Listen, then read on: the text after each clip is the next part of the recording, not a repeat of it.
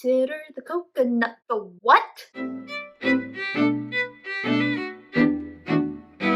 Hey guys, welcome back to another Quarantine Queen ranking. I'm Libby, Rank Master at Punzi's Palace, so if you enjoy this series or other Disney content, make sure to hit subscribe down below and hit the bell icon so you know every time that I upload. Ranking rules are only official Disney princesses, sorry Nani, original movie only, and only focusing on the princess's actions. Princesses can gain and lose points based on how they follow pandemic guidelines, and the princess with the highest score is crowned queen. Today we are looking at the lover of the ocean, Moana. Alright, so before we really dive in, I'm going to get this chunk of points out of the way early. The ocean is magical. The entire ocean, because it's like an actual being, it seems to have consciousness, so it's basically like a fairy godmother or a genie. So anytime somebody goes into the water, it's like taking a dive in hand sanitizer. Moana goes into the water a lot.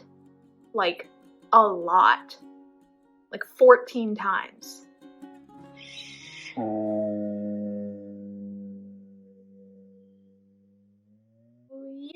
Yeah, she's gonna get points for every time that happens, but we're gonna do that all right now, so she gains 56 points right off the bat. Now let's really dive into it. So she starts the movie surrounded by kids from the island. That doesn't garner points off, actually, because she's the chief's daughter, and she lives with all her people in the village on the island. So they've all been secluded there together, and we know they haven't sailed beyond the reef in like a ton of years. There's no interaction with the outside world or other islands. Yeah, interacting with people on her island is actually fine. Oh yeah, and she lives on an island, so that's about as secluded and isolated as you can get for a place to live, so she gets some points for that too. And then she saves an innocent little turtle from getting eaten. Saving a life and defending the innocent, definitely gonna get some points for that. Also, it's just so adorable. Also, while growing up on the island, she is learning and gaining new skills, like Rapunzel did up in her tower. So some of these that we see, she learns history of the island from her grandma Tala, and she learns how to draw, she weaves baskets, and she also gets some extra points for making a boat. She learns about the usage of coconuts and how to harvest them, and she also learns how to dance from Grandma Tala too. Yeah, very nice chunk of points there. She does get some minus points for wanting to leave the island so badly though. I mean, I understand you want to see the world and you want to leave so badly. It's okay to feel that way, but you can't necessarily do that right now, and she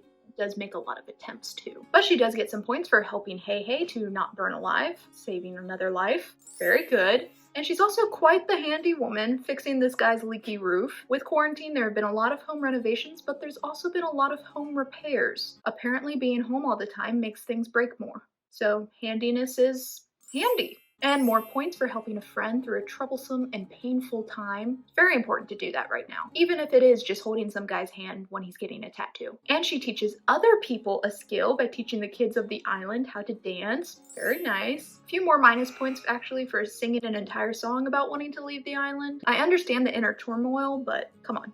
You can't do that. Oh, and she gets the usual points of talking and singing to animals. Thank you, Hei and Pua. Also, this comes into play more throughout the movie, but I'll just show you a snippet of right here at the beginning. So she is super in shape and active on this island, swinging around, climbing, and running. You gotta stay in shape when you're living secluded on an island just to survive, and she does it spectacularly.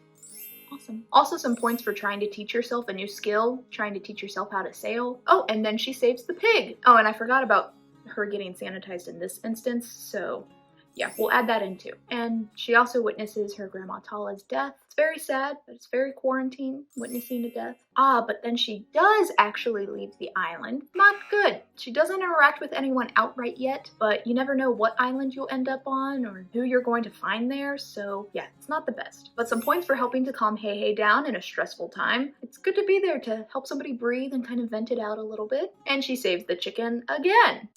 And then she meets Maui, a stranger to her. But he's also been stranded on his island for a very long time. Like a really long time. Like 1,000 years long time. So he's been pretty secluded and pretty clean. So no deduction. And she's also been sanitized by the ocean quite a few times before even meeting him, so she's not even spreading it to him. But then she also gets trapped in a cave for a little bit, which is pretty isolated, just a few points. Then points off for the Kakamora landing on her and fighting her for the heart of Te Fiti. I would say, oh, they're just coconuts, but they're not. They're not just coconuts. They are tiny little monsters, and monsters aren't sanitary. and they aren't inherently magical, so they're bad. They're not good. And also more points off for going back towards all of the Kakamora to get the Heart of Te Fiti when they were going to be sailing away. Not the best. I understand it for plot, but not good in this situation. But she does fend them off pretty well with an oar, not really touching any of them, so that's pretty good. Alright, so I know the ocean is magic, but Maui does pee in it when Moana is putting her hand in the ocean to check the warmth of the current, so that's just gross. Yeah,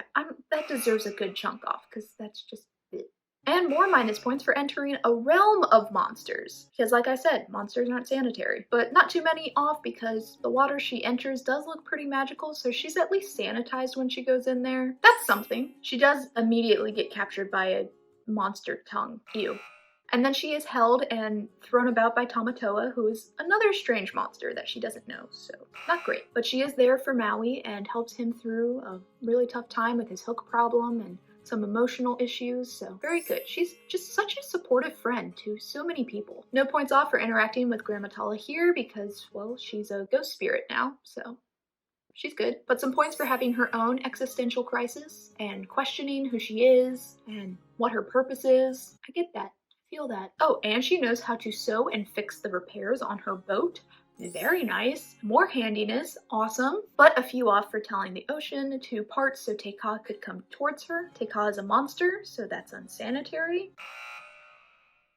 Not good. And then she willingly walks towards this monster. It's very brave. Very brave. But it's just not good for this situation. And then she puts her face and her hand on Te Kā's face. Not great.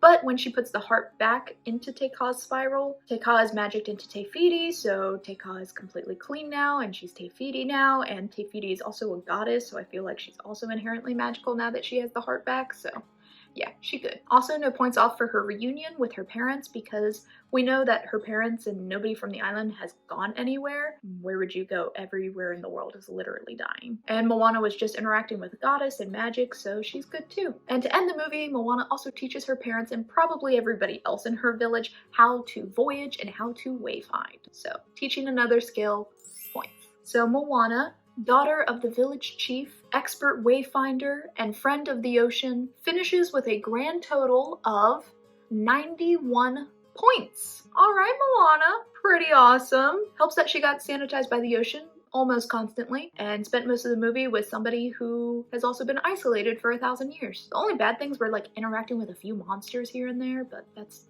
about it. She ends up in 4th place, close behind Tiana and above Aurora. Unfortunately, no one guessed Moana's ranking or point total correctly. Maybe I should give more hints. So that is the end of the official Disney princess lineup. But there are 2 very important princesses who deserve a chance to be ranked with all of the rest. Everyone knows them, and the only reason they aren't in the official lineup yet is because they are so dang successful on their own, they don't need to be added into the official Disney princess lineup. You know them. You probably love them. You might be sick of them, but they are Anna and Elsa. So next I will be ranking Anna, and the Saturday after that I will be ranking Elsa as the grand finale and announce the winner. Leave your comments down below with your guess on how Anna will do and what her final point total will be. Hint, she falls in love with a man she just met, and she's also super friendly, which isn't good. It's good to be friendly, but not in this case. So if you like this video, be sure to give it a thumbs up and hit subscribe down below for more enjoyable Disney content. And until next time, farewell.